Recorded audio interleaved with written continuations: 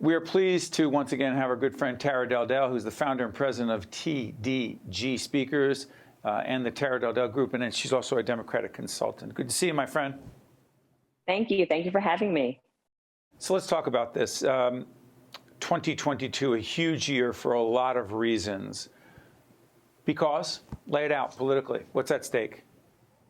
Well, it's a big year. I mean, President Biden's agenda is already struggling a bit, particularly his agenda around Build Back Better, that specific marquee piece of legislation that he's been trying to get passed. So this is a big year because he's already facing some stumbling blocks around his agenda. And so then if he were to have to contend with a Republican Congress, a Republican House, a Republican Senate, it would clearly make things even worse, given the fact that they are lockstep en masse blocking almost everything he does, with some exceptions like Liz Cheney and Congressman Adam Kinzinger. Those two representatives have been more amenable to working with him. But by and large, the Republicans under Mitch McConnell said yet again, we're not going to do anything that involves collaboration. So let's try this. You understand the Democratic Party better than most. You're a Democratic consultant. You've been involved in a lot of campaigns. But I'm curious about this. The Democrats are divided in a lot of ways. We just actually had an interview with the former Senate President Steve Sweeney, and he talked about the so-called AOC wing of the party, very liberal progressive wing of the party, and the more moderate wing of the party. Incredibly divided on issues. Fair to say? So I've forget always about the felt Republicans that, for a second. Just forget about the Republicans. Just the Democrats. Divided. And so I don't think that the Democrats are as divided as other people think they are. And so with all respect to Senator Sweeney, because around the big ticket items, there's a lot of agreement. And so I don't identify with that as much. And I think that the messaging needs to be more coordinated for sure. I think there's an issue there. There's a disconnect there. But I think that at the end of the day, a lot of the issues that all of the Democrats support have massive public support. And so especially when you look at them individually, and we saw this exact same dynamic when Obama was president. The exact same dynamic played out where the policies were popular, but there was a disconnect in the public perception around when it was a large-scale piece of legislation. But Tara, let me push back on this. President Obama, as a student of leadership on my end, when I studied President Obama, one of the things he had was the ability to connect with people on a human, personal level, an extraordinary public communicator. Is it not fair to say that President Biden is struggling mightily to connect with people and communicate a clear, coherent message, and frankly, some would argue, communicate with a sense of confidence when he is out there? Or is that just what those who don't like him are saying? No, there's literally no better communicator within the Democratic Party than President Obama. I would still say he's probably, well, actually, there's one better communicator, Michelle Obama. Michelle Obama, exactly. Yeah, exactly. We're on the same page. So Michelle Obama is the single best communicator in the Democratic Party, and number two is probably President Barack Obama.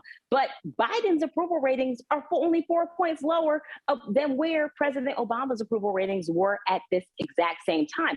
And I think people are underestimating this pandemic. I think they're underestimating the mass trauma that many people will realize they have after we get through this.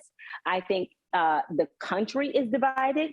A lot of people know we want out of this pandemic. There are 30, if you ask 30 different people, you get 30 different answers as to what we should be doing. And I think that a big part of what is putting an albatross around the neck of the Democratic Party is this pandemic. I have friends, I don't have children myself, but the frustration from parents, and it swings in both directions. And it really, honestly, I know Democratic parents that skew very differently. It doesn't matter whether they're the far left, the far, moderate. None of that matters. The parents I know parents who are both, and this is anecdotal, obviously, right? But I know parents who are more progressive, who want their kids back in school. And I know parents who are more moderate who don't want their kids back in school. And so I don't envy anybody governing at this time, but I do think that a lot of things have been sort of projected onto the Democratic Party, and a lot of it is grounded in this pandemic and the trauma that people are facing and the disruption that they continue to face in their lives. Tara, put in perspective, again, the graphic democracy at a crossroads will come up because this is a huge issue as it relates to our democracy. Voting rights. As we speak at the end of January, this will be seen a little bit after, it looks like it's not happening as many would want it to happen.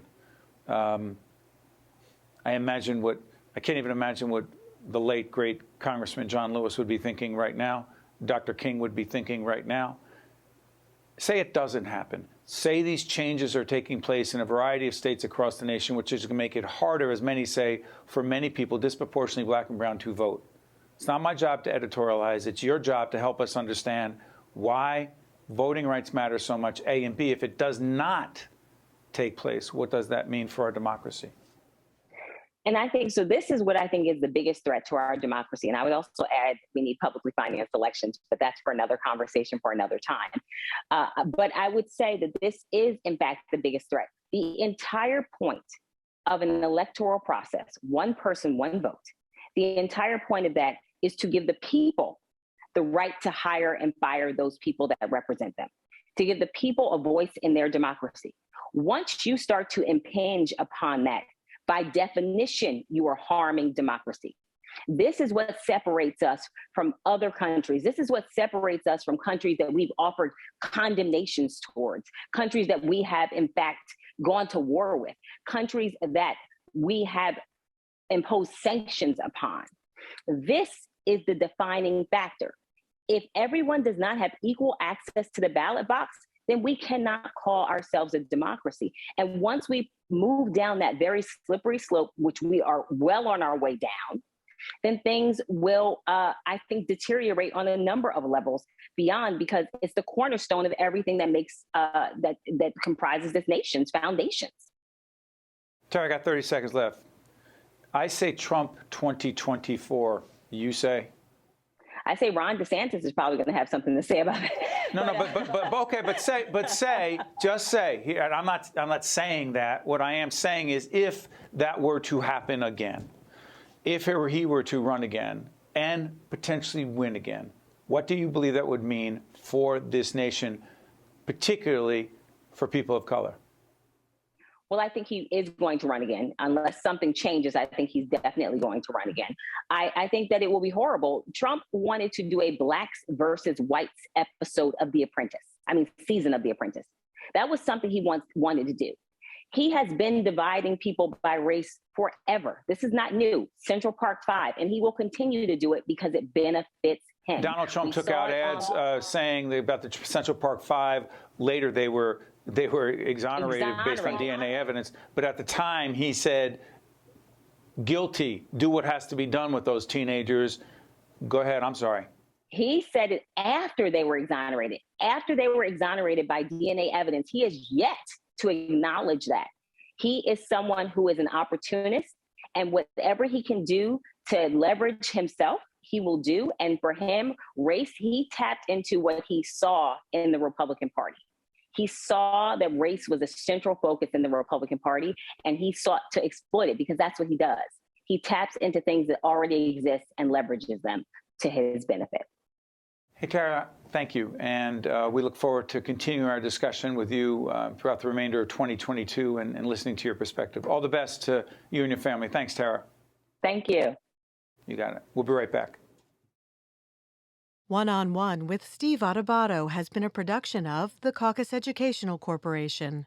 Funding has been provided by the New Jersey Economic Development Authority, Holy Name, NJM Insurance Group, Horizon Blue Cross Blue Shield of New Jersey, the New Jersey Education Association, PNC, Grow Up Great, Georgian Court University, MD Advantage Insurance Company, and by New Jersey Sharing Network. Promotional support provided by NJ.com and by ROINJ. Data shows that many patients have avoided seeking critical health care in the wake of COVID-19 for fear of contracting the virus. Delaying medical care can have serious consequences, so you should never second guess or ignore your symptoms. At Holy Name Medical Center, we have measures in place to prevent infectious disease from spreading. We're clean, we're open, and we're safe for all your healthcare needs.